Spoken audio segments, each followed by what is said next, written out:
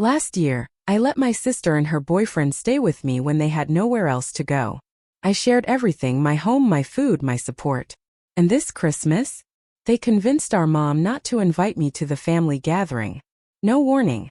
No apology. Just a cold email titled, "Family Intervention." Suddenly, I was the one they blamed. But instead of breaking down, I chose peace. And what happened next? They never saw it coming. I'm Brooke, 32, and for most of my life, I believed family always came first. At least, that's what I thought. Until last Christmas, when my own sister talked our parents into leaving me out of our yearly family trip. When I finally spoke up for myself, they labeled me the self-centered one. Have you ever felt like loyalty in a family only goes one direction? Stick with me because this is how I finally stood my ground. After my own family decided I wasn't worth including in their holiday plans, then had the nerve to call me self-centered when I set clear boundaries. Make sure to hit that like button and subscribe, because sometimes hearing someone else's experience can help you deal with your own. Alright, let's talk about how things fell apart with my family, and how I finally found my voice. Growing up, I was taught that nothing mattered more than family. My parents, Diana and Henry, always emphasized that Lena, my younger sister, and I had to stick together no matter what. We were a pretty close bunch, celebrating holidays, showing up for each other in tough times, and sharing each other's wins. Or at least that's how it felt back then. I'm an IT project manager, and I've worked hard to get where I am today. After earning my degree in computer science, I pushed through long hours and took on demanding roles to move up in my career. That hard work paid off. 4 years ago, I bought my own home. It's a lovely 3-bedroom place. And I even turned the basement into a cozy entertainment area I designed myself. Last year, Lena, who's 27, and her husband Blake got married, but they were going through a rough financial patch. Blake had just started in a new marketing role, and Lena had recently left her job as a dental assistant. They said they were saving for a house but needed time to build up a down payment. Wanting to help, I offered them my spare bedroom and access to the basement, for a much lower rent than anyone else would charge. I told them, "Stay as long as you need to get back on your feet." Lena hugged me tight and said, "You're the best sister ever, Brookie. We promise we won't stay long." That was 10 months ago. And they were still there. Not only that, but it didn't look like they had plans to move anytime soon. They'd really settled in, and not in the best way. Blake especially acted like the place belonged to him. He'd leave messes for me to deal with, invite people over without asking, and even used my high-end kitchen tools without permission. One day, I found my expensive stand mixer covered in dried batter and gently said, "Blake, could you please ask before using that?" It wasn't cheap. He just waved it off and said, "Come on, we're family. Don't be so uptight about your stuff." Little things like that kept piling up, but I kept letting them slide because in my mind, family helps family. I kept pushing at work, often putting in extra hours to earn bonuses. Bonuses that, ironically, helped cover the costs of their stay. It was my best friend Jasmine who finally called out what I had been avoiding. Over coffee one afternoon, she looked at me and said, "Brooke, they're totally taking advantage of you. You're covering their expenses while they're out buying new clothes and going to fancy dinners. When was the last time they even said thank you?" I laughed it off and replied, "They're family, Jasmine. They do the same for me." As December rolled around, I started to feel that familiar excitement for our yearly Christmas tradition. For the past 7 years, we'd rented a cabin up in New Hampshire. It was a special time, playing board games by the fire, enjoying the snow, and just reconnecting as a family. I'd already taken time off work, which wasn't easy with my current deadlines, and had started planning activities and meals. I even picked out special matching Christmas sweaters for Lena and Blake, hoping this year would feel extra meaningful after all the stress we'd been through. But what I didn't realize was that this year's holiday plans were about to take a turn I never expected. One that would shake everything I thought I knew about my family. It all started on a regular Tuesday evening in early December. I came home a little earlier than usual. My afternoon meeting had been canceled, giving me a rare bit of quiet time. As I stepped inside, I heard Lena and Blake talking in the kitchen, sounding a little too cheerful. "Mom said the resort has hot tubs in every suite," Lena was saying excitedly. "And there's a full spa. We can get massages after skiing all day." "That sounds incredible," Blake replied. Way better than being cramped in that tiny cabin in New Hampshire. I'm glad your parents finally upgraded this year. I stopped in my tracks in the hallway, confused. Resort? Spa? This wasn't anything like our usual New Hampshire getaway. Then Lena added, her voice lowering just a bit. I do feel kind of bad about Brooke, but she'll be fine spending Christmas on her own. She's always buried in work anyway. And just like that, my heart sank. Were they seriously talking about our family's Christmas trip? The one we'd taken together for the last 7 years? I couldn't hold back anymore. I stepped into the kitchen. What resort are you talking about? They both spun around, startled to see me. Brooke, you're home early, Lena said, glancing quickly at Blake. What resort? I repeated, trying to keep my voice steady even though my chest was tight. After a few awkward seconds, Blake shrugged and said, Might as well tell her now. Lena let out a sigh. We're going to Oregon this year. Not New Hampshire. Mom and Dad found a beautiful luxury resort with ski-in/ski out access. I blinked. And when was anyone planning to tell me about this change? Lena hesitated. Well, we weren't sure if you'd be able to make it this year. Why wouldn't I be able to come? I asked, hurt creeping into my voice. I already took time off work. Blake folded his arms and muttered. Just tell her, Lena. She gave him a sharp look, then turned back to me. Okay. I mentioned to Mom and Dad that maybe this year should just be the 4 of us. You know, without you. I stared at her. Why? You're always so intense on these trips, she said. You plan everything every single minute.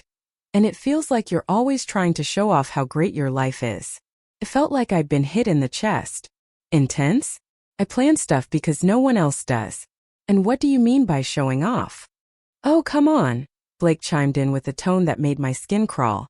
You're constantly talking about your job, your promotions, the bonuses. Not everyone wants to hear about how successful you are all the time. I was stunned. The things I did were meant to bring us together. I barely talked about work unless someone asked. This version of me they were describing, it wasn't real. My hands trembling, I pulled out my phone and called my mom. She picked up on the 3rd ring. Hi, Mom, I said, trying to sound calm. I just found out about the trip to Oregon. There was a pause. Oh, Brooke. Yes, we were going to mention that. When exactly? Christmas morning. I asked, unable to hide the pain in my voice. Don't be overly emotional, she said with a forced chuckle. We just figured. Since you're always working so much, you might actually enjoy a little time to yourself this year. Did Lena suggest leaving me out? I asked directly.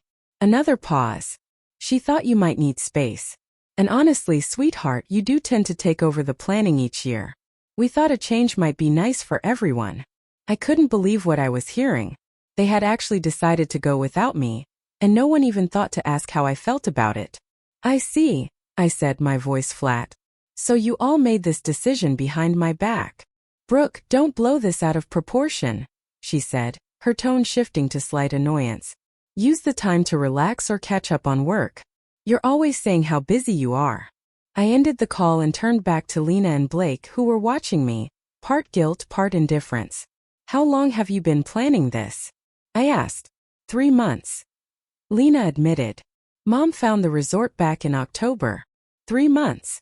They'd been planning this for 3 months while I was buying matching sweaters and dreaming up cabin activities. That night I went to my room, shut the door and called Jasmine. I got emotional. I felt overwhelmed as I told her everything. I can't believe they do this, Jasmine said, her voice full of concern. After everything you've done for them? Letting Lena and Blake live with you almost rent-free. I wiped my face. I keep thinking about all those Christmases. I always made sure everyone had a great time. I even changed dinner reservations last year just because Blake wanted to try that new place. Jasmine was quiet for a second, then said gently, Brooke, this isn't new. They've taken you for granted for a long time because you let them. Maybe now's the time to finally put yourself first. As I lay in bed staring at the ceiling, her words hit me hard. This wasn't just about Christmas. It was about years of giving without anyone ever giving back. Of being sidelined by the people who were supposed to care the most. The only question left was, what was I going to do about it? The next morning, I woke up feeling exhausted. I'd barely slept, my thoughts racing in every direction, hurt, disbelief, and doubt all tangled up. Part of me wanted to scream. Another part wondered if maybe I had been difficult on past trips without even realizing it. I decided to talk to Lena calmly before heading to work. She was in the kitchen sipping coffee from my favorite mug, no less. The one that said "World's Best Sister." That hit different now. "Lena, can we talk about yesterday?" I asked, pouring myself some coffee. She looked up, clearly uneasy. "Sure. I guess. I'm just trying to understand why you'd suggest leaving me out of the family trip," I said evenly. "If I've done something wrong, I'd rather you be honest with me than make secret plans behind my back." Lena rolled her eyes and put her phone down. "It's not just one thing, Brooke. You always want everything your way. You've got this big house, a great job, and it feels like you have to run the show whenever we're together." "That's not fair," I replied. "I plan things because I want everyone to have fun, not because I'm trying to control anything." "Well, that's not how it feels to us," she said. Her tone sharpened, a sound I'd been hearing more often lately. "Do you even realize how hard it is being your little sister?" she said. "Mom and Dad are constantly comparing me to you. Why can't you be more like Brooke? Brooke bought a house. Brooke just got another promotion." I blinked, completely caught off guard. "I had no idea you felt that way," I told her quietly. "But cutting me out of Christmas doesn't seem like the answer." Just then, Blake walked in, instantly picking up on the tension in the room. "What's going on?" he asked. "Brooke's upset about Oregon," Lena told him. Blake gave an exaggerated eye roll. "Seriously? It's just one Christmas. You're being a little overly emotional." His dismissive tone hit a nerve. "It's not just about the holiday," I said firmly. "It's about being intentionally left out by my own family." Trying to find some middle ground, I offered, "What if I came for part of the trip? Just a few days. Then you'd still have some time to yourselves." Lena glanced over at Blake, who gave her a small shake of his head. "I don't think that'll work," she said finally. "The resort's fully booked anyway. There wouldn't be space." I doubted that was true, but before I could respond, my phone buzzed. It was my mom. I answered, hoping she'd reconsider. "Brooke," she said, jumping right in, "your father and I talked, and we really think you're blowing this whole trip thing out of proportion. Lena said you made her feel bad this morning." "I was just trying to talk to her about why they didn't tell me," I explained, keeping my voice calm. "This is exactly the problem," she sighed. "You always assume everything should go your way. Maybe it's time you learn that's not how life works." "But deciding to change our family tradition without even talking to me, that's okay?" I asked, still stunned. "We're not leaving you out," she insisted, even though we both knew that wasn't the truth. "We're just doing something a little different this year. Your dad thinks you could use some time to yourself." I glanced over at a photo of my dad on the bookshelf. He hadn't even reached out to me directly. That was always his way, avoiding tough conversations and letting my mom take the lead. But this felt different. It hurt more. After we hung up, I turned back to Lena one more time. "You've all been planning this for months. If there was nothing wrong with it, why keep it a secret?" Lena's expression faltered.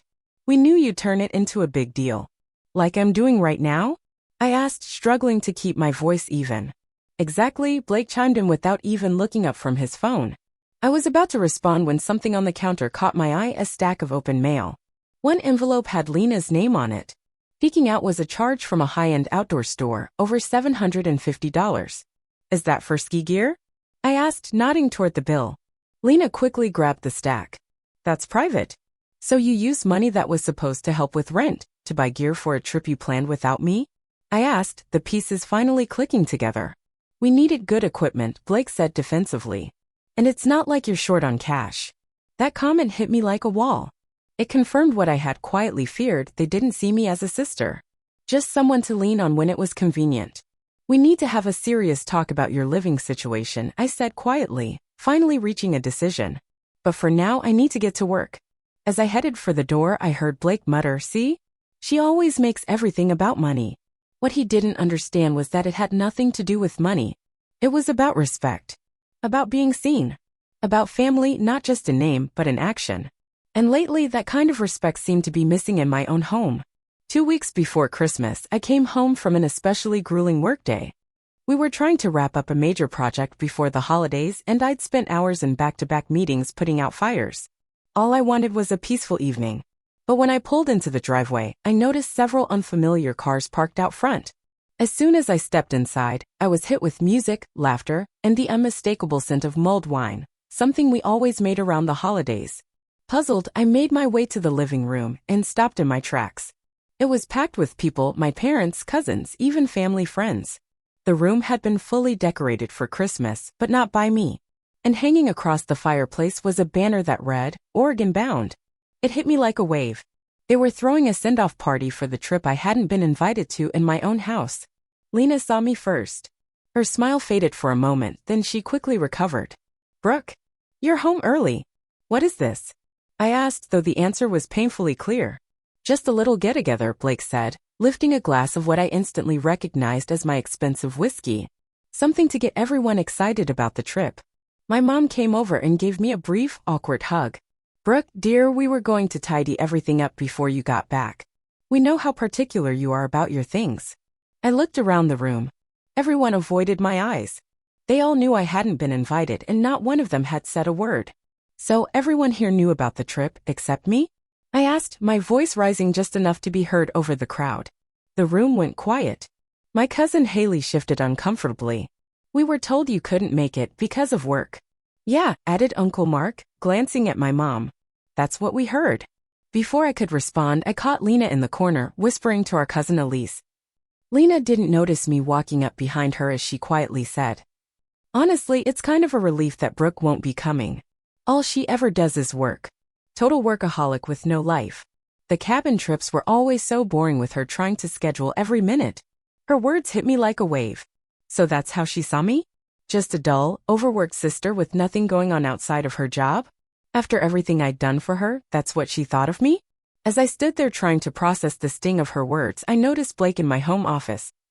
The one room I'd specifically asked them to stay out of. He was showing my father something on my personal computer. My personal computer. And to top it off, I saw a spill, deep red wine soaking into my white carpet, the kind of stain that doesn't come out easily. Blake! I called out, my patience finally giving out. What are you doing in my office? That room is off limits, you know that. He looked up, clearly annoyed by the interruption. Relax. I was just showing your dad some pictures of the resort. It's not a big deal. Not a big deal? I repeated. You're in my private workspace. On my computer. And there's wine all over the carpet. It's just a carpet, he replied, brushing it off. We'll clean it up. Stop making such a fuss. That was it. Something inside me snapped. Months of being disrespected, overlooked, and used, all of it came to a head. Everyone needs to leave, I said. My voice wasn't loud, but it didn't need to be. Now. My mom walked over, her expression somewhere between embarrassed and annoyed. Brooke, don't be ridiculous. You're overreacting. Am I? I asked, my voice rising despite my efforts to stay composed. You all made secret plans, lied about them for months, and now you're throwing a party in my house for a trip I was never invited to. Tell me again, how is that not a big deal? Lena rolled her eyes and spoke to the group. This is exactly why we needed a break. Everything always has to revolve around Brooke. Self-centered as usual, Blake added, shaking his head. The whole party's ruined now because she's not the center of attention. I looked around, hoping someone, anyone, might speak up for me. But no one did.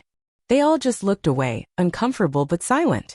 In that moment, I remembered the countless times I'd gone out of my way for these people. All the times I had rearranged my life for them. I remembered how I canceled a vacation with Jasmine just to help my parents move. How I constantly adjusted my work schedule to be there for family gatherings. How I coached Lena through job interviews and opened my home to her and Blake when they needed help. And this was what I got in return. Exclusion. Disrespect. And being made to feel like I was the problem. You have 10 minutes, I said calmly. I want everyone out of my house. And Lena, Blake, we need to have a serious conversation about your living situation. This arrangement isn't working anymore. You can't just kick us out. Lena shouted. Where are we even supposed to go? I'm not asking you to leave tonight, I clarified. But things are going to change. And for now, I want this house cleared. People slowly began to gather their things, mumbling awkward goodbyes. As they filed out, I overheard my mother whisper to my aunt. She's always been overly emotional. She'll get over it by tomorrow. But I knew I wouldn't. Something inside me had shifted permanently. For the first time, I saw the reality of my family clearly. And I understood that I couldn't go back to being the person who gave everything and got nothing in return. That night, after the last person had left and the house finally fell silent, I sat alone in the mess they left behind. There were crumbs crushed into my couch cushions, sticky wine rings on the coffee table, and just clutter everywhere. I picked up a framed photo from last Christmas, one of all of us smiling in front of the New Hampshire cabin. Had even that moment been fake? With tears streaming down my cheeks, I made a decision. It was time to stop putting everyone else first, even if it meant standing on my own. The next morning, I did something I hadn't done in years. I called in sick to work. I needed space to think, to process everything, and to prepare for a difficult conversation I knew was coming. I spent the early part of the day cleaning up the chaos from the night before. Scrubbing the wine stain in my office only made it worse, an ugly reminder of how little respect they had for my space. By midday, I had texted Jasmine. She replied almost instantly. "I'm bringing lunch and backup," she wrote. "You shouldn't be dealing with this alone." When she arrived, she had my favorite comfort food, Thai takeout. And her boyfriend Ryan, who also happened to be a real estate attorney. "I hope it's okay I brought him," Jasmine said as they walked in. When I told him what happened, he offered to help however he can. Ryan gave me a kind, understanding smile. Jasmine filled me in. "I'm really sorry you're dealing with this." Over lunch, I laid everything out. From being excluded from the Christmas trip to the party they threw in my home. And all the quiet ways I'd been overlooked for months before that. "I just don't know what to do anymore," I admitted, pushing my food around on the plate. "I'll admit it," I said. "Part of me wants to kick them out right now, but they're still family and I don't want to be cruel." "You're not being cruel by setting boundaries," Jasmine replied firmly.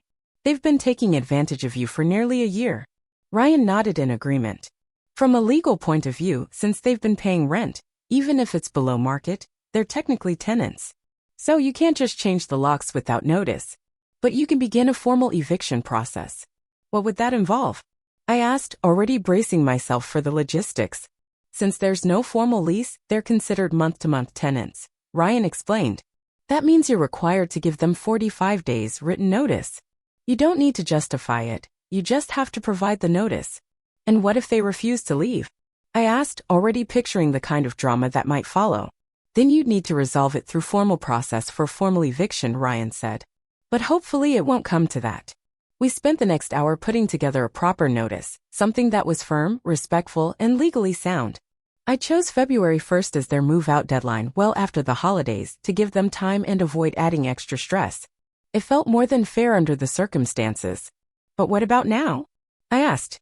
"Living with them for another month after everything that's happened feels impossible." Jasmine glanced at Ryan. "They said they'll be out all day tomorrow, right? Some shopping trip for the vacation?" I nodded. "Yeah. They mentioned it this morning before heading to work." "Then here's what I think you should do," Jasmine said, leaning in. And what she laid out was simple but powerful. The plan was, while they were out the next day, I would change the locks and update the security code. Then I'd pack up their essentials, clothes, toiletries, anything they'd need right away, and leave the boxes on the covered porch with the formal notice attached. They'd still have 45 days to collect everything else and figure out where to go. "I don't know, it feels so harsh," I admitted. Even though deep down I knew it was necessary. "Harsh?" Jasmine repeated. "No. Harsh would be throwing their stuff out on the lawn. What you're doing is considerate and generous. You're actually giving them time and their dignity," Ryan added. "Just be sure to document everything. Take photos of what you pack and create an inventory list. That way, if they claim anything was lost or damaged, you'll have proof." The next day, after confirming they'd left for their shopping trip, I put the plan into motion. I called a locksmith to rekey all the exterior locks. Then I updated the alarm system with a new security code. The harder part came next, packing.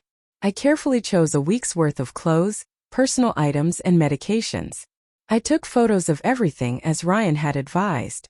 Once it was all boxed up, I stacked everything neatly on the covered porch, protected from the weather. I taped the formal 45-day notice to the top box, making it clear they were welcome to retrieve the rest of their things during that time, and to make arrangements for new housing. As I stepped back to look at it all, a strange mix of emotions rushed over me. There was relief and strength, but also guilt. I never thought it would come to this. Yes, they had pushed me here, but it still felt like a loss. By late afternoon, the phone started blowing up, one call after another. My parents' names flashing across the screen. I let them all go to voicemail. I wasn't ready to engage. The messages came in rapid succession, each one more frantic than the last. "Brooke, what is going on? Lena just called. She's in tears. Call us back immediately. My mom's voice barked. This behavior is completely disrespectful, Brooke. We raised you better than this. Came my dad's voice, strained, uncharacteristically stern. After the fifth missed call, I finally listened to Lena's voicemail.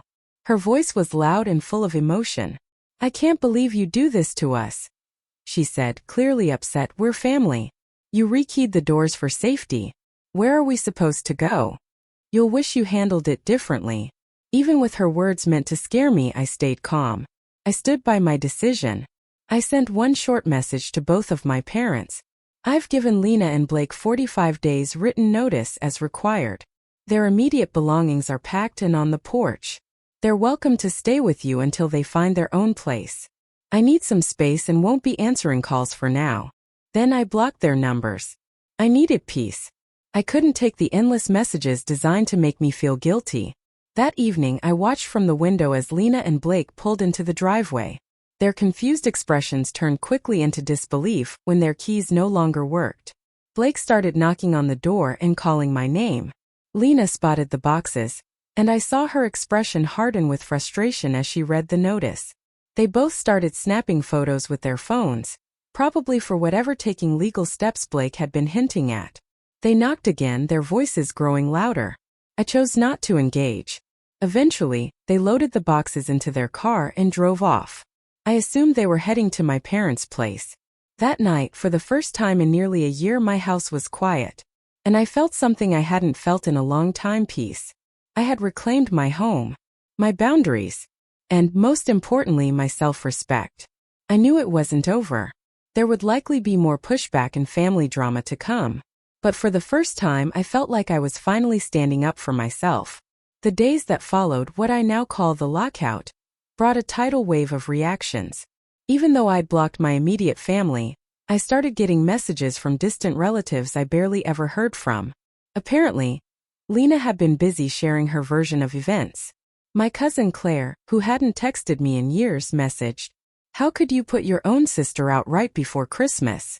Uncle David chimed in, "Your parents are devastated. Is this really how you want to treat your family?" The messages varied in tone. Some sounded concerned, others flat out critical.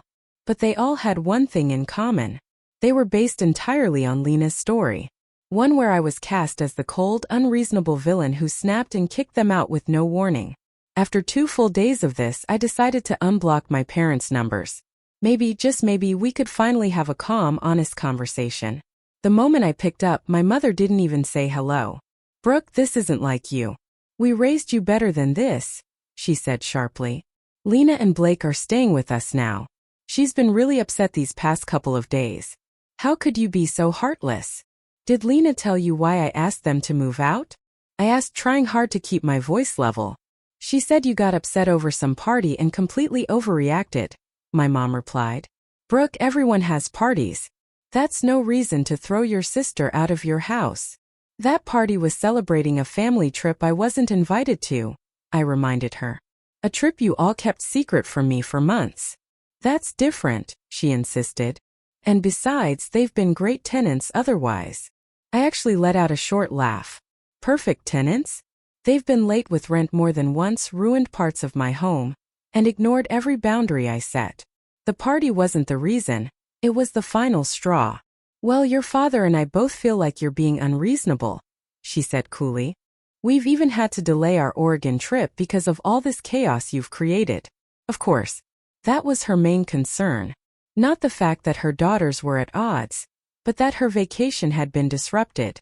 "I'm sorry your trip's on hold," I said, not meaning it in the slightest. "But I'm standing by my decision. They've got 45 days to collect their things and find somewhere else to live. And Christmas," she snapped. "Are you really planning to spend it alone out of spite?" Honestly, I hadn't figured that part out yet. But her tone made the choice simple. "Yes," I said.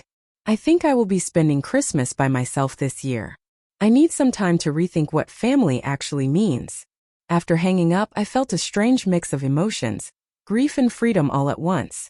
This would be my first Christmas away from my family. And while part of me mourned that, another part felt a deep sense of relief.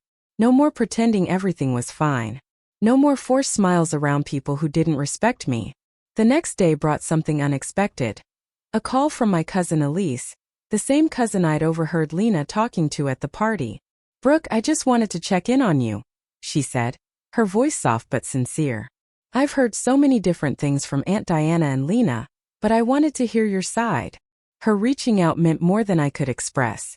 So I gave her a short, honest version of everything, being excluded from the trip, the months of feeling disrespected, and the turning point at the party. "I had no clue," Elise said quietly. "At the party, Lena just told everyone you couldn't make it because of work.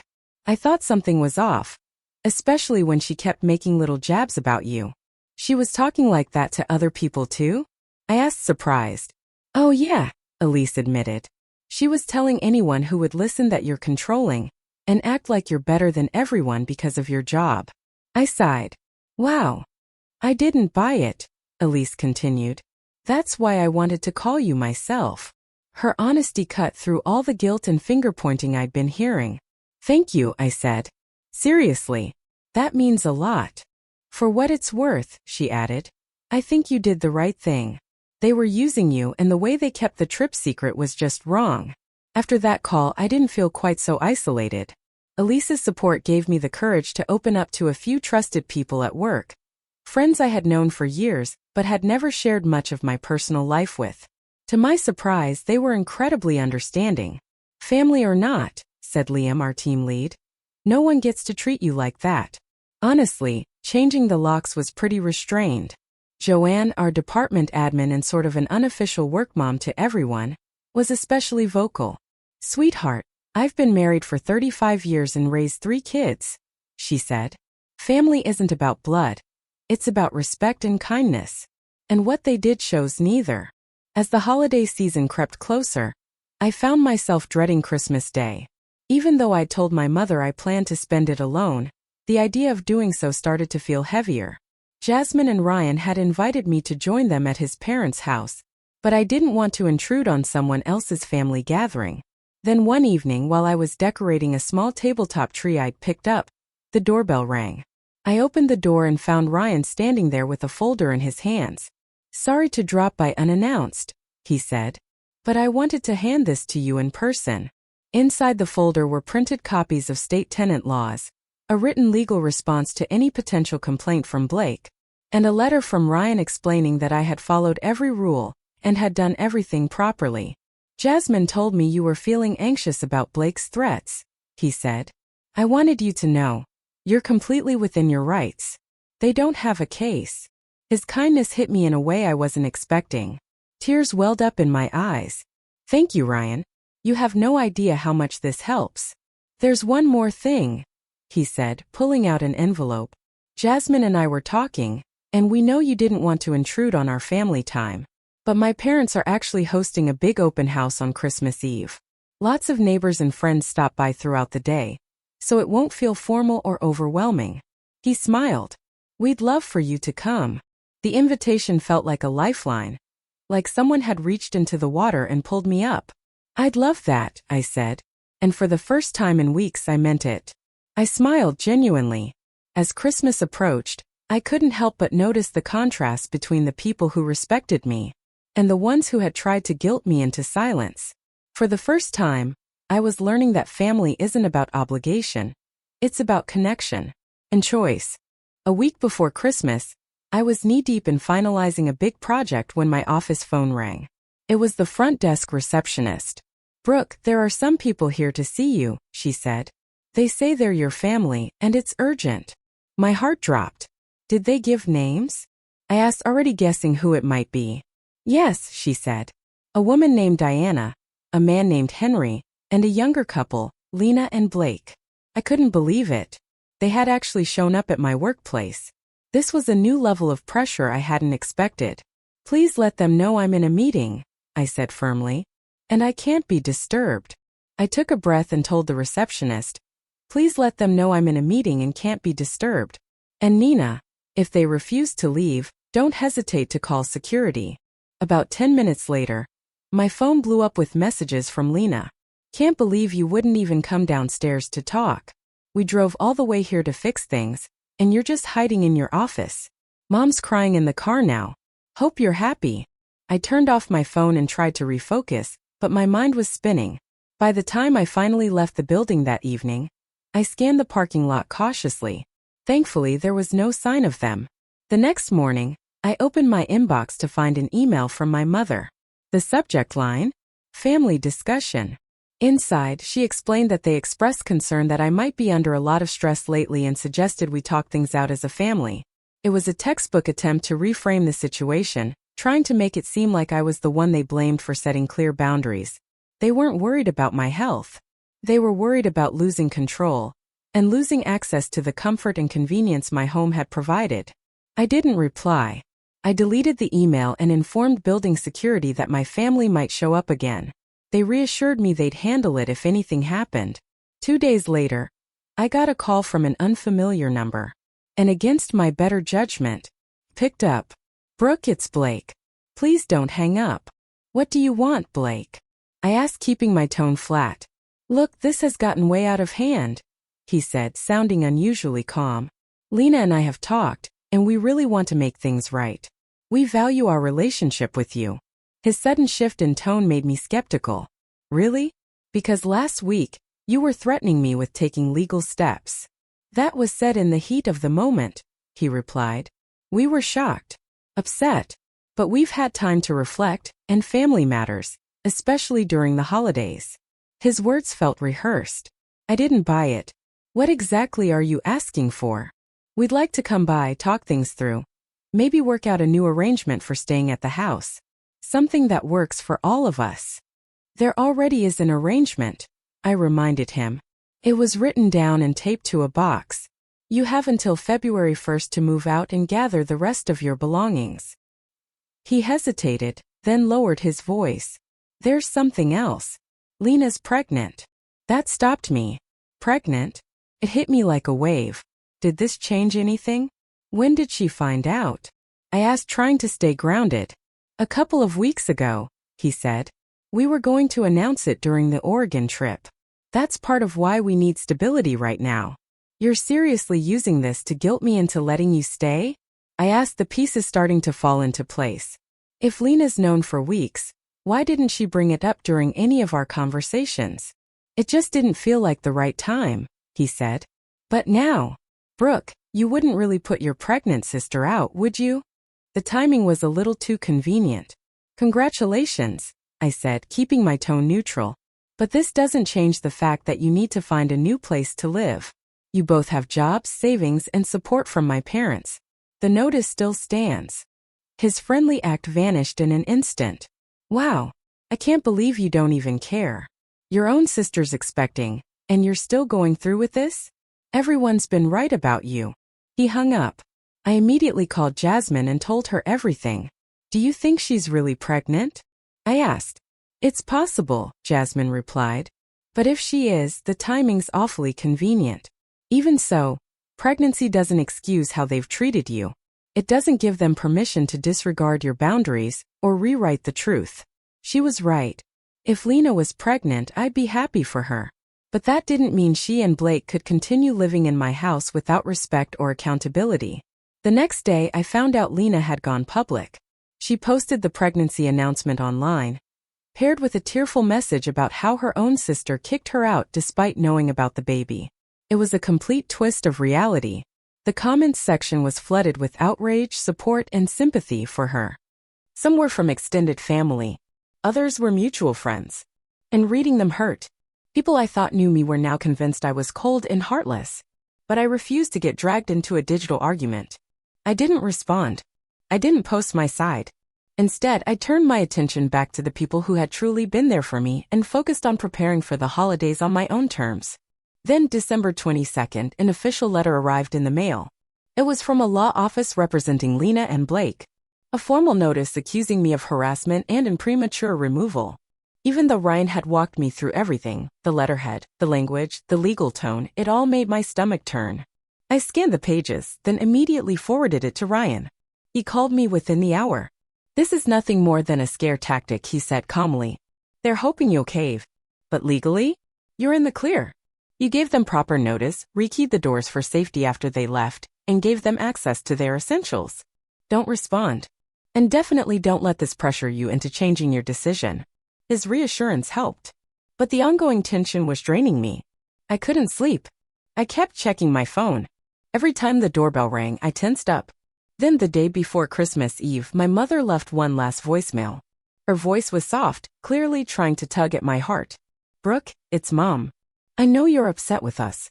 And maybe we could have handled things better with the Oregon trip. But it's Christmas. And we're still your family.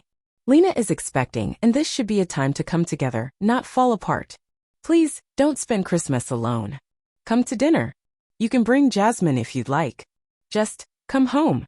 For a moment, I hesitated. Part of me wanted to believe we could all sit around a table, talk things out, and move forward. A warm holiday reconciliation where everyone apologized and we started fresh.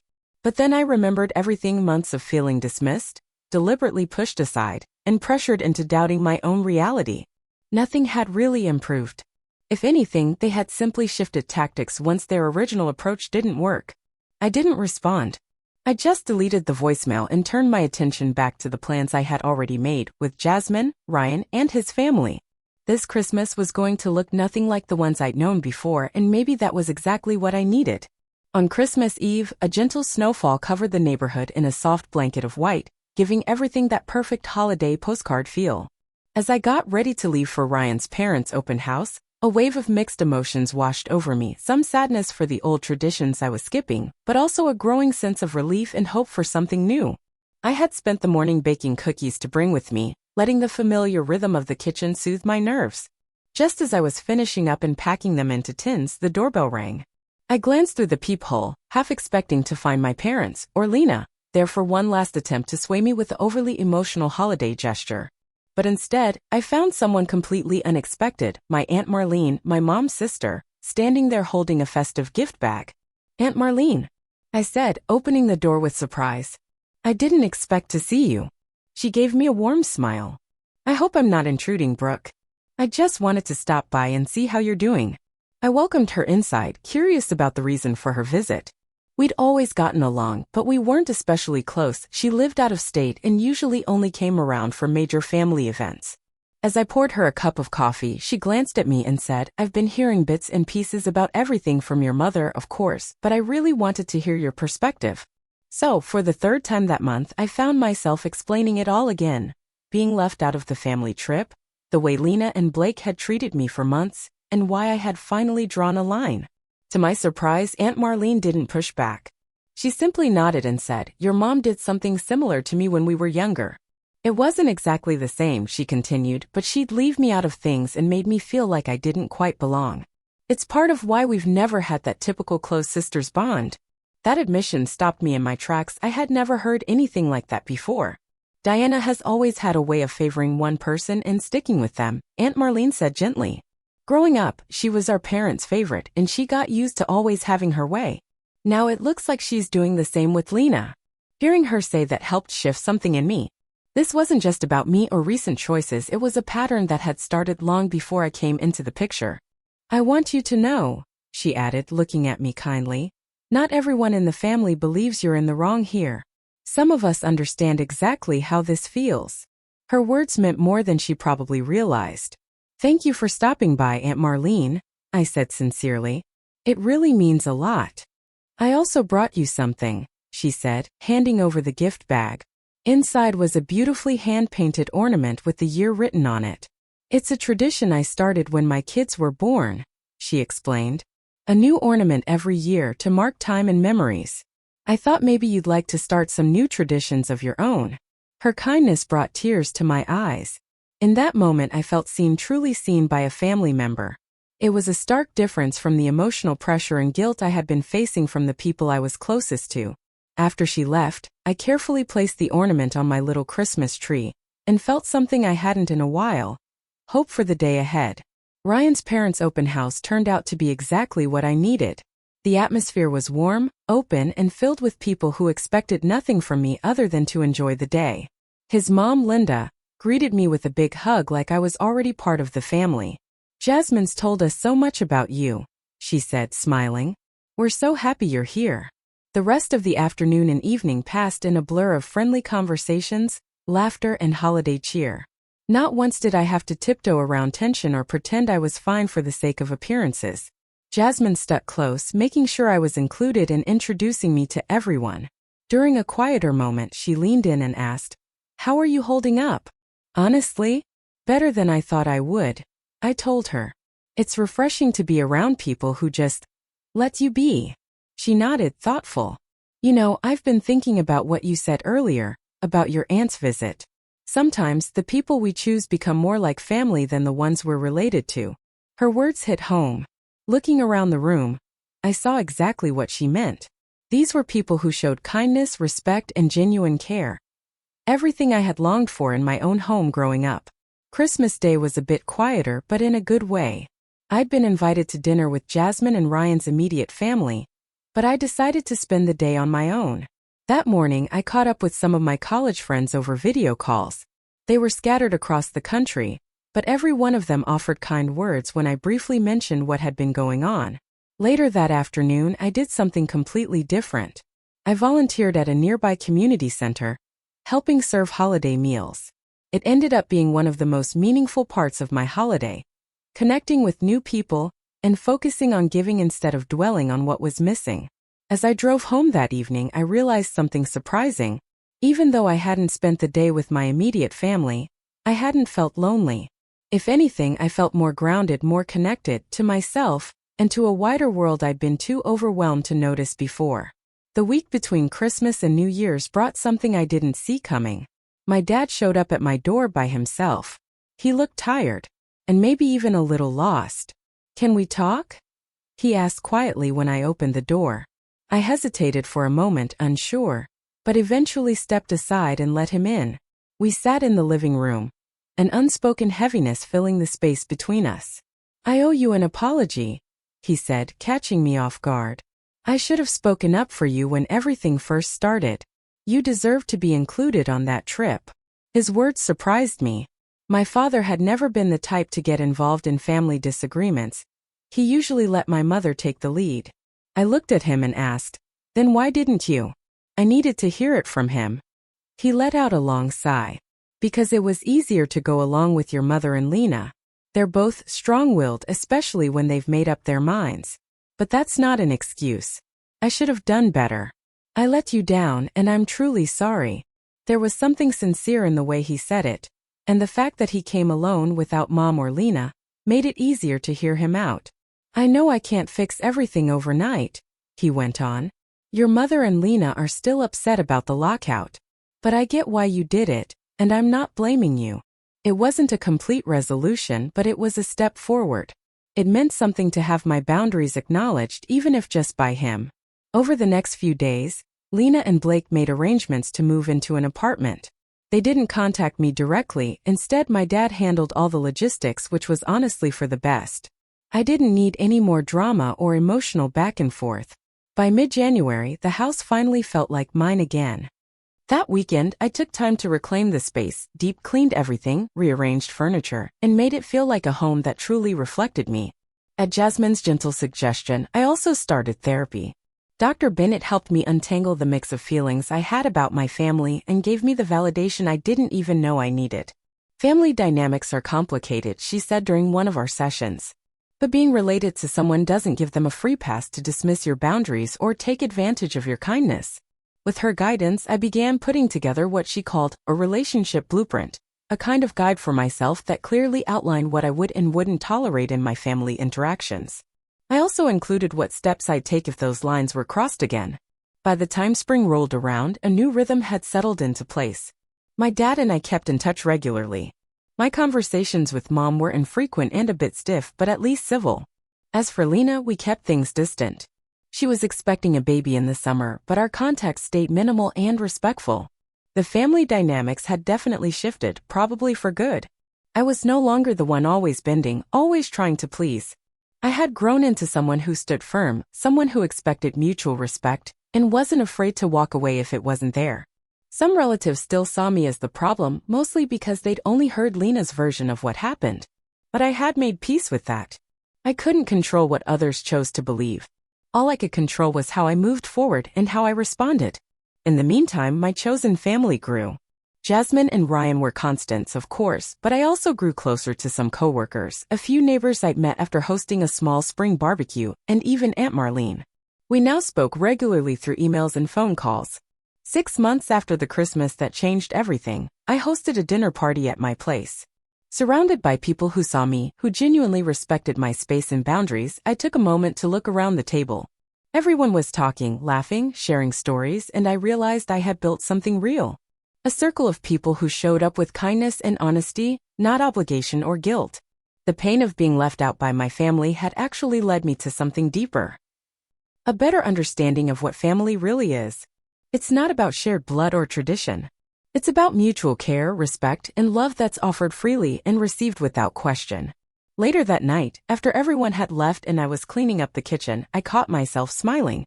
It hit me then. Sometimes the hardest moments in life become the turning point. By finally speaking up and refusing to shrink myself down, I had discovered my own value. And I'd surrounded myself with people who reflected that back to me. Have you ever had to draw a difficult line with your family? How did you handle it?